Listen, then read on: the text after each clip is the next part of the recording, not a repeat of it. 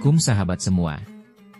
Dulu, pada masa dinasti Sasaniyah, hiduplah seorang raja yang memiliki dua putra gagah, Syahrayar dan Syahzaman.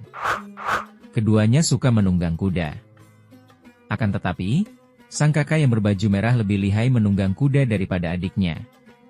Setelah sang raja wafat, tahta agung diberikan kepada Syahrayar, sementara Syahzaman dipercaya memimpin negeri Samarkand yang bagian dari kekuasaan dinasti Sasaniyah. Dua kerajaan itu hidup damai bertahun-tahun lamanya. Rakyatnya bahagia, hukum ditegakkan dengan adil. Namun, setelah 20 tahun berlalu, Syahrayar mulai merindukan adiknya. Ia mengirimkan utusan untuk mengundang Syahzaman datang berkunjung. Ketika surat itu sampai, Syahzaman menyambut undangan itu dengan sukacita. Ia menyiapkan perjalanan besar, pasukan pengawal, pelayan, serta kuda-kuda terbaik. Namun, saat masih di depan gerbang, ia teringat sesuatu yang tertinggal, lalu kembali sejenak ke kamarnya. Disitulah ia menemukan kenyataan pahit, istrinya berselingkuh dengan seorang budak. Dengan amarah yang membara, ia membunuh keduanya. Hatinya hancur, namun perjalanan harus diteruskan, maka ia pun berangkat menuju istana kakaknya, membawa luka yang belum terobati. Setibanya di istana Syahrayar, kedua raja itu berpelukan hangat. Namun, Syahzaman tampak murung. Ia jarang makan, wajahnya pucat pasi. Syahrayar mengira adiknya hanya mengkhawatirkan negeri yang ia tinggalkan. Lalu, Raja Syahrayar mengajak Syahzaman untuk pergi berburu agar mengembalikan moodnya. Akan tetapi, Syahzaman tidak mau ikut dengan Syahrayar, ia lebih memilih istirahat di istana. Akhirnya Syahrayar pun pergi berburu dengan beberapa pengawal. Pada malam harinya, Syahzaman menyaksikan pemandangan yang membuatnya kaget. Para budak bersama dayang-dayang sedang mabuk-mabukan di taman. Dan ternyata, di tengah-tengah mereka ada istri Syahrayar yang juga ikut mabuk-mabukan. Syahzaman bergumam dalam hati, derita kakakku jauh lebih besar daripada yang deritaku. Setelah melihat kejadian itu, beban hati Syahzaman berkurang, tubuhnya segar kembali, dan wajahnya berseri. Kesesokan paginya Syahrayar pulang dari berburu, dan Syahzaman langsung menceritakan kejadian yang ia lihat semalam. Mendengar itu, Syahrayar bagai disambar petir, namun ia tidak langsung bertindak. Ia berpura-pura hendak pergi berburu lagi bersama rombongan, padahal diam-diam ia bersembunyi bersama adiknya. Ketika malam tiba, dengan mata kepalanya sendiri, ia menyaksikan kejadian seperti yang diceritakan oleh Syahzaman. Ia berkata kepada Syahzaman, "Ayo kita tinggalkan istana ini." Keduanya lalu pergi mengembara hingga sampai ke sebuah tempat. Di sanalah mereka menyaksikan pemandangan luar biasa. Dari lautan yang bergelora muncullah jin ifrit yang membawa sebuah peti. Jin itu membuka peti dan mengeluarkan seorang wanita cantik dari dalamnya.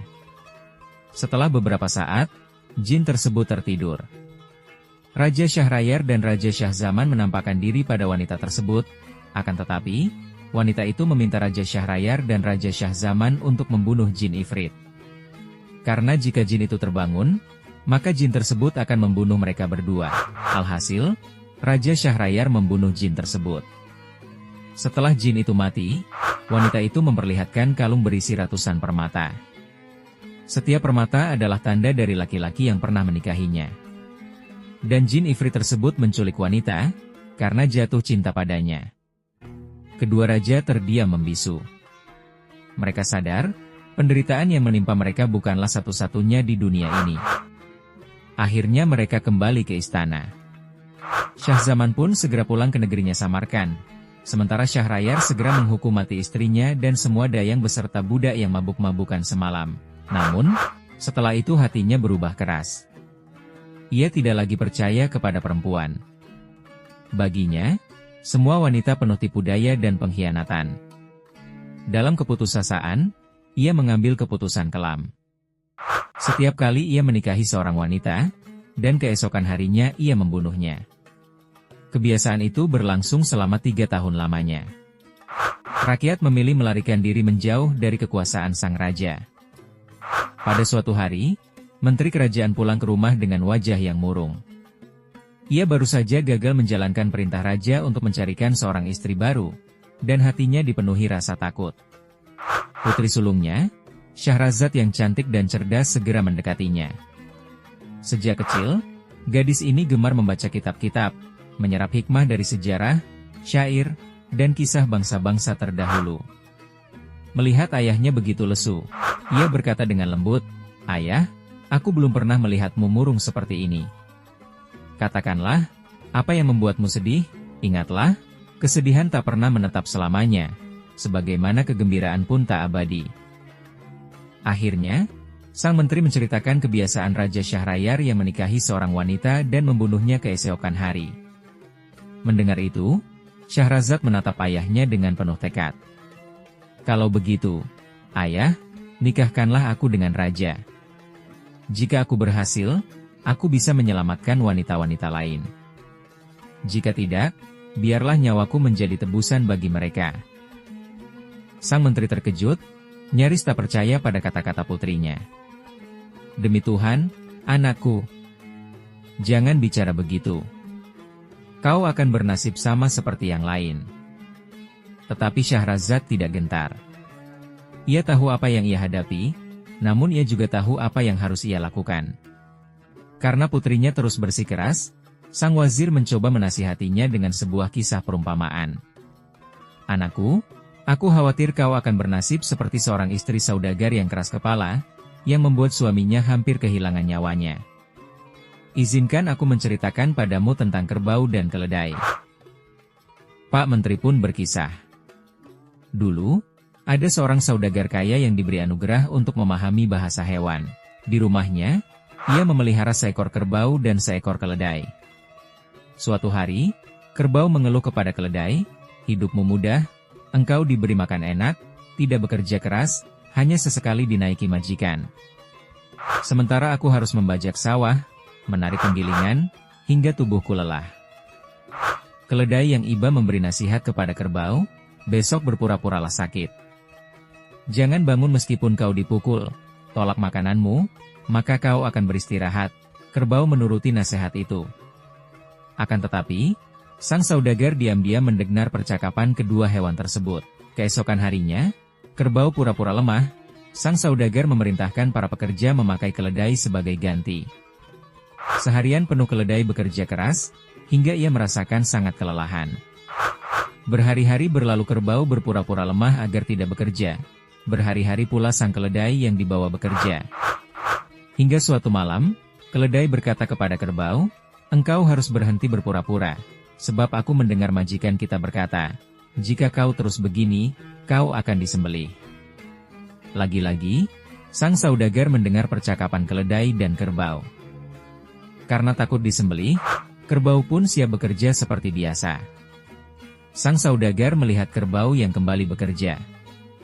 Istrinya penasaran, "Mengapa kau tertawa?" Saudagar tak bisa menjawab, sebab jika ia mengungkap rahasia bahasa hewan, ia akan mati. Namun istrinya terus memaksa. Hampir saja ia menyerah karena paksaan istrinya, hingga ia mendengar ayam jantan berkata kepada anjing, "Majikan kita sungguh bodoh, ia hanya punya satu istri tapi tidak mampu mengaturnya. Sementara aku punya banyak ayam betina, dan semuanya tunduk padaku. Jika tidak ada satupun yang tidak tunduk, akan aku patok kepalanya dan aku masih punya 49 betina yang lain. Kalau aku jadi saudagar, sudah kupukul istrinya sampai berhenti membantah, atau aku akan menikah dengan wanita lain nantinya."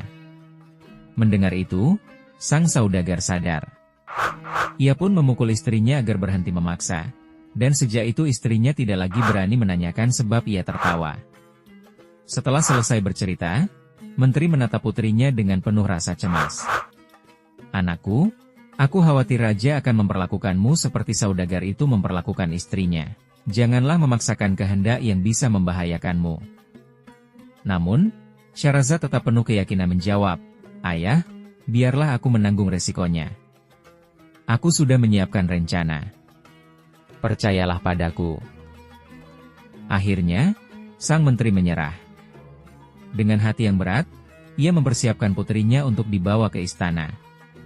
Sebelum berangkat, Syahrazad memanggil adiknya Dunyazad dan berpesan, "Besok malam aku akan meminta pengawal menjemputmu ke rumah dan bertemu denganku di istana, dan mintalah kepadaku sebuah kisah. Dari situlah rencanaku akan berjalan. Keesokan harinya, Syahrazad dinikahkan dengan Raja Syahrayar.